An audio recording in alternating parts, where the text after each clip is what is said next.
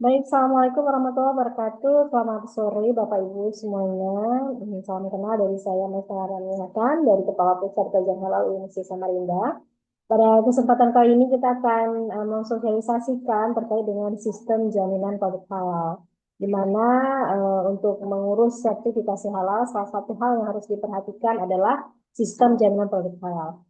Apa itu sistem jaminan produk halal? Yaitu serangkaian sistem ataupun sistem yang berkaitan dengan jaminan produk halal yang mengatur bahan, proses produksi, produk, sumber daya, dan prosedur untuk menjaga kesinambungan produk halal.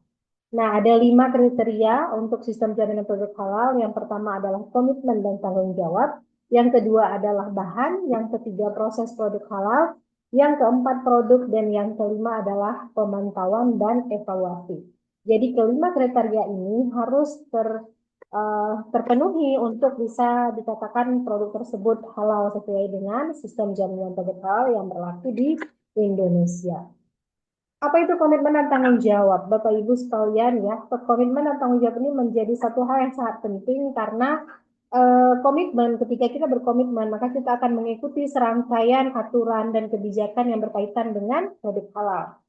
Saya berharap ya semua pihak dalam tim manajemen yang ada, ini semuanya berkomitmen bersama-sama memiliki persepsi yang sama untuk bisa mewujudkan, menghasilkan produk yang halal yang sesuai dengan sistem jaminan produk halal. Nah, dalam hal ini, komitmen dan tanggung jawab tim manajemen itu dibuktikan dengan adanya kebijakan halal seperti bentuk banner ataupun spanduk kebijakan halal yang kemudian ditampilkan ya, ditempel, kemudian dicetak, yang semua orang, baik itu tim manajemen ataupun konsumen, bisa membaca kebijakan halal tersebut. Lalu, kebijakan halal yang dilakukan oleh perusahaan kita, ini juga harus diikuti dengan tanggung jawab manajemen puncak. Artinya, kita menjamin tersedianya sumber daya yang memadai untuk melakukan penyusunan, penyerapan, dan perbaikan berkelanjutan. Nah, dalam hal ini, salah satu yang kita lakukan untuk pembinaan sumber daya manusia itu adalah sosialisasi sistem jaminan produk halal yang kita lakukan saat ini. Nah, yang kedua adalah pengetahuan bahannya. Ini menjadi satu hal yang penting karena kalau tidak ada bahan, maka produk itu tidak akan jadi. Bapak Ibu sekalian ya, ada 4 hal yang berkaitan dengan pengetahuan bahan. Yang pertama adalah ketentuan bahan, yang kedua kriteria bahan, yang ketiga kategori bahan, dan yang keempat adalah titik kritis bahan. Bahan apa ya? Bahan itu adalah bahan yang merupakan unsur yang digunakan untuk membuat atau menghasilkan produk yang dipersyaratkan oleh dalam sistem jaminan produk halal. Maka dalam hal ini ada 4 Bapak Ibu ya ketentuan bahan. Yang pertama adalah bahan baku, kemudian bahan olahan, bahan tambahan, dan juga bahan penolong. Yang semua bahan tersebut itu berasal dari yang pertama hewan, kedua tumbuhan, ketiga mikroba, keempat bahan yang dihasilkan melalui proses kimiawi, dan yang kelima proses biologi atau proses rekayasa genetika. Nah, dalam hal perkembangan industri halal, Bapak Ibu ya, bahan ini menjadi satu hal penting yang harus diperhatikan.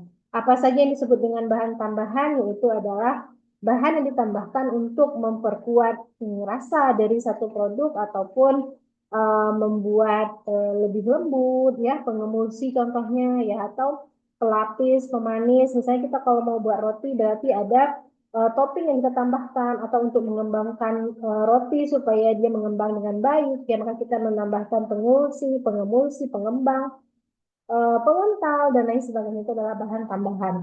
Itulah mengapa Bapak Ibu ketika kita ingin mengajukan sertifikat halal, yang pertama yang harus kita lakukan adalah mengidentifikasi seluruh bahan yang digunakan dengan mengklasifikasikan antara bahan baku, bahan tambahan, dan juga bahan penolong. Dan keseluruhan daripada bahan-bahan yang digunakan ini Bapak Ibu itu mengacu kepada peraturan BPOM ya. Ini salah satunya adalah bahan tambahan berdasarkan BPOM nomor 11 tahun 2019.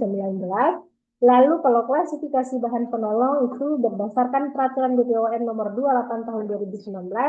Apa saja bahan penolong itu? Yaitu bahan pengucat, bahan penjernih, penyaring, bahan tambahan air pada ketel uap, enzim, nutrisi, pengontrol pertumbuhan mikroorganisme, dan lain sebagainya. Ya, Kemudian Bapak Ibu, kategori bahan ada yang termasuk bahan tidak kritis, ada yang bahan kritis dan ada bahan yang sangat kritis. Kemudian dalam segi proses produk halal ada yang disebut dengan aktivitas kritis dan ada yang disebut dengan aktivitas sangat kritis. Bahan tidak kritis Bapak Ibu adalah semua bahan yang berupa tumbuhan atau bahan tambang tanpa melalui proses pengolahan.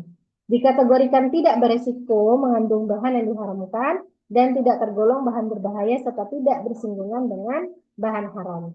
Kemudian bahan kritis adalah bahan yang berpotensi berasal dari bahan yang haram. Sementara bahan sangat kritis adalah bahan yang berasal dari hewan sembelihan dan turunannya bahan yang sulit ditelusuri serta bahan yang mengandung bahan kompleks. Bahan tidak kritis ya, ini adalah semua tumbuhan yang tidak melalui proses pengolahan.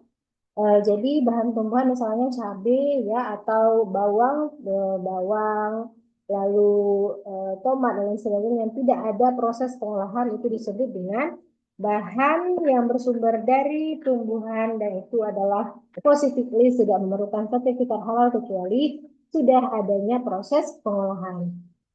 Ada ini. Nah, Bapak Ibu yang perlu kita pahami adalah ya, ini adalah hewan yang diharamkan dalam Islam. Sehingga semua produk yang kita hasilkan itu harus terhindar dari babi dan turunannya. Banyak sekali manfaat yang bisa dimanfaatkan dari seekor babi ini Bapak Ibu ya. Dagingnya, lemaknya, jeroannya, gelatinnya, tulang, kulit, dan lain sebagainya. Namun yang kita harus pastikan di sini penjaminan itu mengacu kepada standar ataupun acuan daripada ketentuan agama Islam, sehingga apabila ada produk yang mengandung babi maka itu produknya adalah tidak halal menurut syariat Islam. Bahan yang haram di luar babi yaitu seperti bangkai hewan ternak ya, kemudian khamar ini sudah tentu sekali itu alkohol ya, kemudian binatang buas, darah dan juga bahan daripada bagian tubuh manusia yang Bapak Ibu itu tidak diperbolehkan ataupun bahan-bahan yang diharamkan di dalam Islam. Asal bahan yang digunakan pada produk itu berasal daripada tumbuhan atau nabati, kemudian hewan sembelihan, ya, mikroba serta sintetik kimia dan mineral. Ini adalah bahan turunan hewani, Bapak Ibu ya. Ada susu, ada sosis, ada daging, ada telur, ada keju. Nah, bagaimana kesemuan daripada bahan ini ya? Ada yang tidak memerlukan sertifikat halal seperti telur jika telur itu belum diolah. Tapi kalau telur itu kemudian sudah diolah untuk bahan membuat roti, kue, dan cake, dan lain sebagainya, maka kue, cake yang dihasilkan dari telur tadinya itu harus bersertifikat halal. Kemudian turunan dari nabati itu banyak sekali Bapak Ibu ya, seperti sayur-sayuran, buah-buahan, kacang-kacangan, serelia, umbi-umbian, dan rempah-rempah. Kesemuaan dari bahan nabati dan tumbuhan ini tidak perlu sertifikat halal kecuali adanya proses pengolahan ya. Misalnya sayur. Sayur yang dihasilkan dari kebun yang dipetik sendiri tidak perlu sertifikat halal. Tapi kalau sayurnya kemudian dikemas dalam plastik ya atau kemudian sayur bayam misalnya diolah menjadi sayur bening ya, sayur bayam bening itu harus punya sertifikat halal. Kenapa? Karena sudah melalui proses pengolahan. Lalu ada produk bahan mikrobial ya. Bahan mikrobial ini adalah bahan yang adanya proses hasil rekayasa genetika ataupun adanya proses pertumbuhan dari media produk mikroba yang kita lakukan ya. Misalnya pertumbuhan tape. Orang kalau buat tape itu kan ada yang tumbuh ya. Artinya ada yang didiamkan dulu baru kemudian dia tumbuh sama seperti tempe dan lain sebagainya. Nah, maka untuk membuat tempe dan tape ya sebagai contoh itu bahan ataupun media pertumbuhan untuk dia apa ya dalam proses pengembangan tumbuhan tersebut ataupun dalam proses bahan-bahan dicampurkan untuk membuat tempe dan tape tadi itu tidak boleh bersentuhan dengan unsur babi, kemudian harus suci bersih ya dan tidak terkontaminasi dengan alkohol ataupun hal-hal lain yang mengarah kepada bahan-bahan yang diharamkan dalam Islam. Kemudian dalam proses pencucian Bapak Ibu ini sangat penting sekali. Bagaimana kita memastikan semua fasilitas yang kita gunakan itu harus suci. Artinya kita harus mencuci bisa dengan cara penyucuran artinya pakai keran langsung ya, langsung dicuci atau kita melakukan dengan proses perendaman. Nah, untuk proses perendaman Bapak Ibu itu harus lebih dari 270 liter ya, tidak boleh kurang dari 270 liter karena itu adalah aturan yang menjadi acuan di dalam hukum Islam atau disebut dengan dua filah ya. Nah, lalu bahan sintetik ini banyak digunakan untuk obat-obatan dan kosmetika ya. Nah, produk alkohol Bapak Ibu. Nah, semua yang berbentuk alkohol ya yang berasal dari industri khamar dalam Islam kita menyebutnya atau minuman beralkohol itu semuanya itu tidak boleh digunakan walaupun hanya 0,001% ya. Namun Bapak Ibu apabila ada satu apa ya produk yang mungkin mengandung alkohol tapi bukan dari bahan khamar ya, seperti misalnya minuman tape atau misalnya minuman air aren ya yang kalau didiamkan sampai seminggu 10 hari itu akan mengandung alkohol. Nah, ketika dia belum mengandung alkohol lebih daripada 0,5%, maka itu masih boleh untuk dikonsumsi karena proses etanol alkohol yang dihasilkan dari fermentasi tumbuhan ataupun produk tadi seperti apa ya air aren dan juga air tape tadi itu bukan dari industri khamar sehingga proses fermentasinya itu diperbolehkan hingga maksimal 0,5% kandungan alkoholnya. Kalau lebih daripada itu 0,6% itu tidak diperbolehkan. Namun yang harus digarisbawahi Bapak Ibu, apabila itu dari industri khamar maka qaliluhu wa katsiruhu haramun ya, mau sedikit mau banyak itu tetap haram, tidak diperbolehkan. Jadi ada dua jenis alkohol. Alkohol yang berasal dari industri khamar tidak boleh dipergunakan sama sekali dan ada alkohol yang berasal bukan dari industri khamar ya, itu boleh digunakan maksimal 0,5% atau di bawahnya. Lalu ya ini sudah berkaitan ya Bapak Ibu dengan bakery ya. Nah, ini adalah contoh titik kritis pada pembuatan produk bakery. Kita ketika ingin melakukan apa ya proses pembuatan roti, misalnya biskuit, cake, kita memerlukan bahan tambahan dan juga bahan penolong. Nah, untuk memastikan hal tersebut aktivitas kita ini aman dan tidak terkontaminasi dengan najis ya. Najis ini dalam Islam Bapak Ibu bisa berasal dari kotoran ya, atau juga dari kotoran binatang, atau dari bangkai, atau darah dan lain sebagainya. Maka ketika produk kita itu terkontaminasi ataupun terkena dengan najis tadi, maka itu haruslah dibersihkan. Jika tidak bisa dibersihkan, maka harus dibuang ya karena tidak memenuhi persyaratan untuk dikatakan sebagai produk yang halal. Ini ada dokumen pendukung untuk menyatakan bahwa produk itu halal adalah adanya sertifikat halal. Jadi Bapak Ibu semua produk yang bukan positive list itu haruslah memiliki sertifikat halal. Kemudian proses produk halal ada beberapa hal yang harus kita pahami ya Bapak Ibu. Yang pertama adalah alat yang kita gunakan ya. Lokasi tempat yang harus dipastikan kebersihannya. Jadi bukan hanya dari proses bagaimana kita mengolahnya, tapi juga bagaimana dari proses kita menyiapkan bahan, kemudian mengolah, menyimpan, mengemas, mendistribusikan, menjual, dan menyajikan.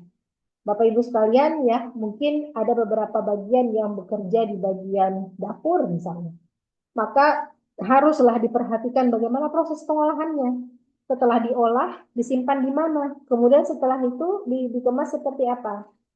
Lalu Bapak Ibu yang mungkin bagian pendistribusian, ketika itu ada diantar ya, mendistribusikan dari satu tempat ke tempat yang lain atau mengantar pesanan dan lain sebagainya. Dipastikan bahwa transport yang digunakan itu tidak bergabung dengan produk yang non halal ya. Lalu Bapak Ibu yang bertugas sebagai penjual atau yang menyajikan produk itu harus diperhatikan bahwa dalam rangka menyajikan itu harus dipastikan dibedakan antara outlet yang bahan produk yang halal dan produk yang non halal. Ya, Bapak Ibu.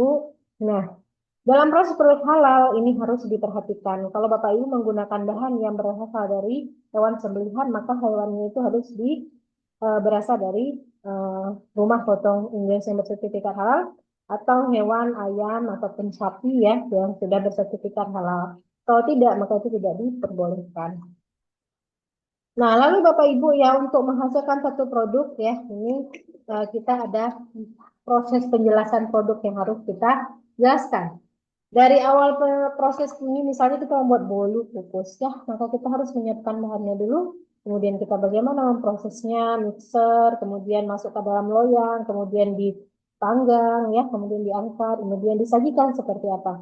Itu semuanya harus kita pahami bagaimana agar tidak terhindar dari najis, tidak terbuka, sehingga kalau misalnya ada cicak yang lewat, ya itu tidak terkontaminasi.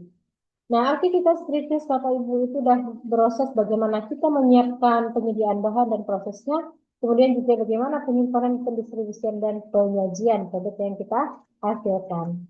Nah, dalam sebuah produk Bapak Ibu, ketika nanti Bapak Ibu mendapatkan sertifikat halal, maka sertifikat halalnya itu haruslah ditempel ataupun disertakan label halalnya. Nah, label halal ini Bapak Ibu ya harus ada labelnya, kemudian nomor sertifikatnya. Ya, kalau dia dikemas berarti sertakanlah label halalnya pada kemasan. Kalau misalnya tidak pakai kemasan, ya misalnya kue basah, maka tempellah logo halalnya itu untuk spanduk nama tokonya ya. Dan apabila memungkinkan di plastiknya itu dicetak dengan label halal dan juga nomor sertifikatnya. Oke, kemudian penamaan produk, Bapak Ibu ya. Nama produk itu ada yang diperbolehkan, ada yang tidak diperbolehkan. Ya, tidak boleh mengandung unsur bir, kemudian hal-hal yang mengarah kepada wine dan lain sebagainya, atau nama-nama yang tidak baik seperti setan dan lain sebagainya ya. Nah, ini harus diperhatikan. Apabila ada hal-hal yang mengarah kepada nama-nama yang tidak baik tersebut, maka haruslah diganti dengan nama yang baik supaya bisa mendapatkan sertifikat halal. Nah, ini pelabelannya Bapak Ibu ya nanti mencantumkan pada kemasan, kemudian pada bagian tertentu dalam produk, dan pada tempat di mana konsumen bisa melihat label tersebut dengan baik. Lalu Bapak Ibu setelah produk itu jadi ya, maka kita akan mengadakan pemantauan dan evaluasi. Penyelih halal akan mengadakan evaluasi seperti audit internal, pengawasan langsung apabila ada ketidaksesuaian dalam pembelian bahan. Yang perlu digarisbawahi Bapak Ibu ya, apa yang sudah kita listkan dalam pembelian bahan, maka untuk terus selanjutnya juga kita harus membeli bahan sesuai dengan list tersebut. Tidak boleh membeli bahan yang tidak ada di dalam list. Kalau ada yang tidak ada dalam list, maka itu harus dilaporkan kepada BPJPH sebagai lembaga yang mengeluarkan menerbitkan sertifikat halal. Itu Bapak Ibu ya sebagai informasi terkait dengan sistem jaminan produk halal yang berlaku di Indonesia. Kita berharap semua tim manajemen yang ada terus bekerja sama untuk bisa mewujudkan perusahaan kita ini menerapkan sistem jaminan produk halal. Yang pertama tadi komitmen, yang kedua memastikan bahan yang kita gunakan semuanya halal, yang ketiga proses produksinya harus aman dan tidak terkontaminasi najis, dan juga hal-hal yang mengarah kepada barang yang tidak halal. Yang keempat produk ya, ketika produk kita itu sudah dinyatakan halal maka harus disertakan label halal baik untuk tokonya ataupun untuk kemasan pada produk yang kita jual. Jadi yang kelima Bapak Ibu, kita akan melakukan pemantauan dan evaluasi, pengawasan secara internal dan juga pengawasan secara eksternal yang akan dilakukan secara rutin oleh Satgas Jaminan Produk Halal di setiap wilayah yang ada di Indonesia. Demikian penyampaian dari saya. Terima kasih. Mudah-mudahan dapat dipahami, dan apabila ada hal-hal yang tidak dipahami bisa untuk ditanyakan. Terima kasih. Assalamualaikum warahmatullahi wabarakatuh.